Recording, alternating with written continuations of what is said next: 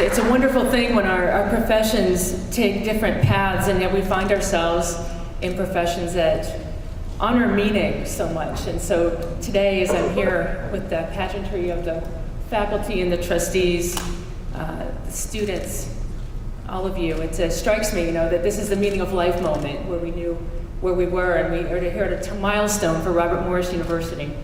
And that sense of meaning is not lost on any of us, I know, but it's so much a privilege to be part of that. To the Howard family, Chairman Harshman, Dean Manna, members of the Board of Trustees, distinguished guests, friends, supporters, and alumni of Robert Morris University, esteemed faculty, staff, and perhaps for all of us, most importantly, students.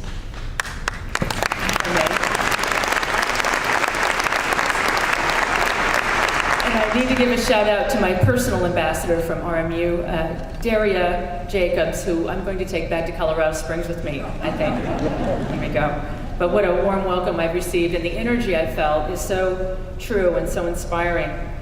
It's simply remarkable to be recognized by this renowned institution, a national university, whose commitment to academic excellence has produced so many distinguished graduates from every walk of life.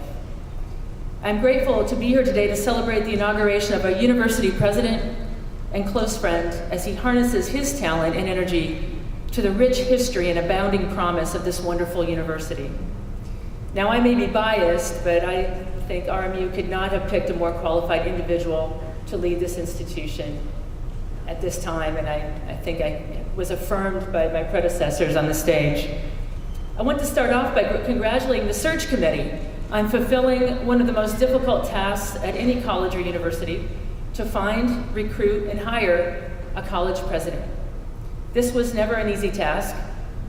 When the Yale trustees were searching for a new president 160 years ago, one of the committee members described the characteristics of the individual, assumed in those days to be a man, as follows.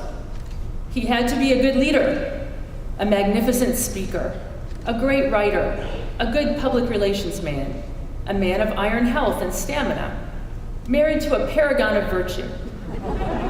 His wife, in fact, had to be a mixture of Queen Victoria, Florence Nightingale, and the best dressed woman of the year. You got that right.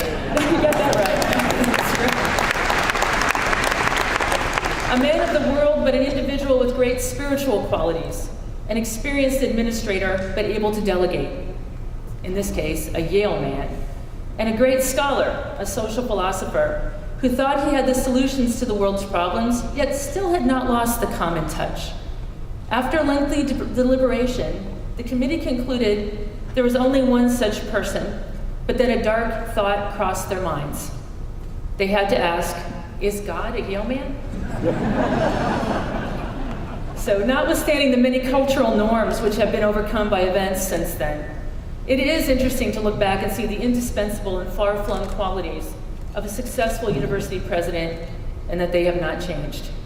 Leadership, communication, scholarship, experience, and an ability to get things done are all necessary today, as in the 19th century, probably more so. Of course, I can, again, think of no one who better embodies these qualities or is better suited to lead RMU than my good friend, now my mentor, and colleague, a leader of character, Dr. Chris Howard.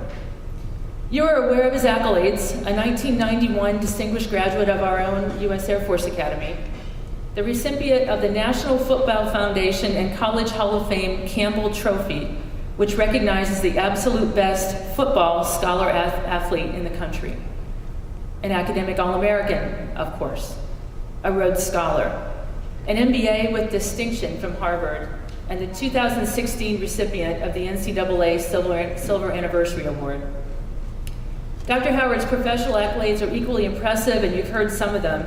A distinguished military career as a helicopter pilot, an intelligence officer in Special Operations Command, the president of Hampton-Sydney College in Virginia, the vice president for leadership and strategic initiatives at the University of Oklahoma, and successful industry experience at General Electric and Bristol-Myers Squibb, none of whom really wanted him to fly away. I also had the privilege of knowing Chris during his academy days. And far away in Colorado Springs, it was flurrying snow yesterday. and the cadet campus area is at 7,000 feet. So physically we're far away, but he's pretty true to who he's always been. He managed to overcome the burden of having me serve as his academic advisor, having been an undergrad in operations research and taking up politics and economics at graduate school. But I was on the faculty at the Department of Political Science at the Academy, where Chris earned a Bachelor of Science degree with a political science major. A Bachelor of Science degree with a political science major, because every cadet tackles a very balanced core curriculum. As superintendent, I now again have access to his transcripts. So I reviewed them again. Over 100 of his 158 academic semester hours were core, including courses in engineering, aeronautical, astronautical, electrical, and mechanical, in the sciences, biology, chemistry, and physics, in mathematics, calculus 1 and 2, and probability and statistics, as well as the other half of the core that you'd expect in the humanities, the social sciences, and liberal arts. If I include his military training courses like airmanship, flying gliders, and powered aircraft, survival training, and the like, he amassed 184.5 semester hours over 4 years. Yes, while excelling as an intercollegiate football player and as a senior, leading a group of over 1,000 of our 4,000 cadets. It was a privilege to have the chance to know him then. Indeed, Chris brings a unique blend of experience, skill, and talent, but for a glaring lack of hockey prowess. And I have to say, being the superintendent of the Air Force Academy, we've been at the wrong end of RMU hockey sticks too many times. But other than that, he's a great fit for RMU. He will ensure you remain a student-centered institution of higher learning, committed to academic excellence, and focused on producing graduates of consequence and influence in their personal and professional lives. Chris, you're taking the reins at a really crucial moment in higher education, ripe with challenges and with remarkable possibilities. Your ability and capacity for communicating, especially for listening, are very well suited for this time in our country. And I do appreciate the sign of respect for our national anthem, by the way, today. We also defend the right of people to dissent. And I want you to know how meaningful that was for me, for all of us to be able to express in our own ways. That's part of education as well. As I've discussed with our Academy alumni, over the 62 years of the Air Force Academy's existence, our country has doubled in size and blossomed in diversity. Diversity in experience and diversity in thought. And with that growth comes the need for inclusion. With energized student activism on social issues comes the need for civil discourse on serious and sensitive topics. Our response to the internal challenges in higher education must be addressed within that greater context of the issues we see at play in our nation. Amidst the challenges of the day, fortunately, the fundamental essence of education remains constant. At its core, education is about confronting our preconceived notions.